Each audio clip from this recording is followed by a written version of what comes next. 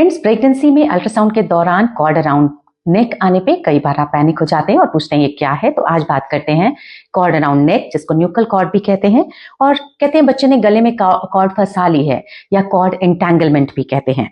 तो आज बात करते हैं कि इसके इम्प्लीकेशंस प्रेगनेंसी पे क्या है, डिलीवरी पर क्या, इस पे बेबी बर्थ पे क्या असर पड़ सकता है, क्या ये डेंजरस है, क्या इसे प्रिवेंट किया जा सकता था और कितना कॉमन है ये। तो सारी बातों को इस वीडियो में जानते हैं। तो सबसे पहले बात करते हैं कि कॉर्ड है क्या। जब बच्चा माँ के गर्भ में रहता है तो यूट्रस, गर्भ से बच्चेदानी से हमारे बच्चे तक माँ से जो ब्लड मिलता है वो एक प्लेसेंटा, अवल नाल या प्लेसेंटा या केड़ी कहते हैं, उसके थ्रू बच्चे तक पहुंचता है। तो अवल नाल या प्लेसेंटा से बच्चे तक जाने के लिए जो ब्लड वेसल्स ट्रैवल करती हैं वो कॉर्ड के रूप में होती हैं।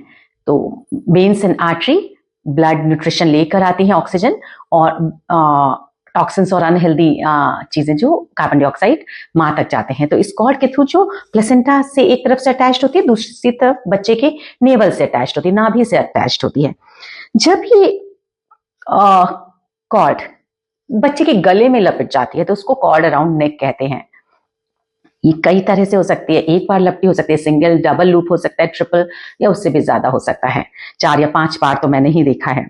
तो कैसे डायग्नोस होती है? अल्ट्रासाउंड पे आप देखते हो कॉर्ड अराउंड नेक लिखा होता है। कई बार अल्ट्रासाउंड पे डायग्नोस होती नहीं हो पाती है और डिलीवरी के समय, चाहे वो नॉर्मल डिलीवरी हम कर रहे हैं तो पता चलता है बच्चे के कॉर्ड है, बेबी बर्थ के बाद या सर्जरी के दौरान, सिजेरियन के समय जब बेबी बर्थ होता है तो पता चलता है कॉर्ड। हमें 28, 30, 32 हफ्ते पे अल्ट्रासाउंड में पता चल रहा है कि कॉर्ड अराउंड नेक है। तो इतने छोटे बच्चे को ऐसा तो है नहीं कि हम बेबी बर्थ करा देंगे, अभी बिल्कुल नहीं। आप बच्चे, कोई पैनिक होने की जरूरत नहीं है, बस बच्चे का मूवमेंट देखना है आपको। डेली फीटल मूवमेंट काउंट्स हम कहते हैं, अगर रेगुलर बेबी के मूवमेंट होते हैं, मूवमेंट पे, बेबी के मूवमेंट पे कभी और किसी वीडियो पे बात करेंगे, तो हमारा बेबी ठीक रहने वाला है। तो बेसिकली आपको सिर्फ मूवमेंट पे ध्यान रखना है। देन जस्ट बर्थ के पहले एक बार अल्ट्रासाउंड और कर लिया जाता है, जिससे पता चलता है कि पहले जो कॉर्ड थी ऐसा तो नहीं वो डबल ट्रिपल हो गई है, या कई बार वो बच्चे के मूवमेंट की वजह से ओपन हो जाती है कि पहले 2 लूप था अब तो बिल्कुल भी नहीं है। तो ये पता चल जाता है और जिससे मोड ऑफ डिलीवरी पता चलती है कि हमें बेबी बर्थ कैसे करना है। तो मान लीजिए सिंगल है, डबल लूप है, तो वजाइनल बर्थ की जा सकती है। इसमें कोई कॉन्ट्राइंडिकेशन नहीं है कि नहीं इसके लिए तो सर्जरी करनी पड़ेगी। डेफिनेटली हम डिलीवरी के, बेबी बर्थ के दौरान, नॉर्मल बर्थ के दौरान बेबी की धड़कन वॉच करते हैं, cardiac beat, heart beat monitor करते हैं बेबी की कि वो ठीक तरह से चल रही है। जैसे जैसे बच्चेदानी का मुंह खुलता है, बच्चा धीरे आराम आराम से डिसेंट कर रहा है अगर अपने प्रॉपर पेस पे, तो एब्सोल्युटली ओके है। अगर किसी वजह से कॉर्ड कभी टाइट होती है और शॉर्ट कॉर्ड होती है, नेवल और यूट्रस के बीच में, जो प्लेसेंटा के बीच में कॉर्ड की लेंथ ज्यादा नहीं है और वो गले में भी फंसी हुई है, तो बेबी के डिसेंट में प्रॉब्लम कर सकते हैं, या हार्ट बीट ज्यादा ही खराब होने लगे तो जरूरत पड़ने पर सिजेरियन किया जा सकता है।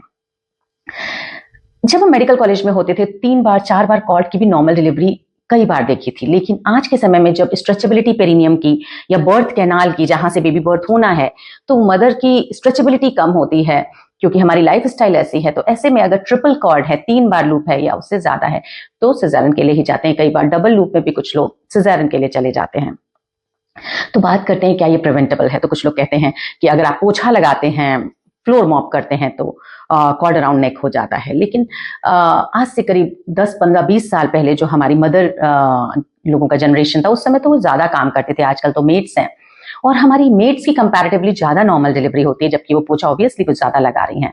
तो मुझे नहीं लगता कि ऐसा कुछ साइंटिफिकली प्रूवन है। इतना कॉमन है ये, तो कॉमन तो है, आप कह सकते हैं 3 या 4 में से एक प्रेग्नेंट लेडी में कॉर्ड अराउंड नेक मिलता है।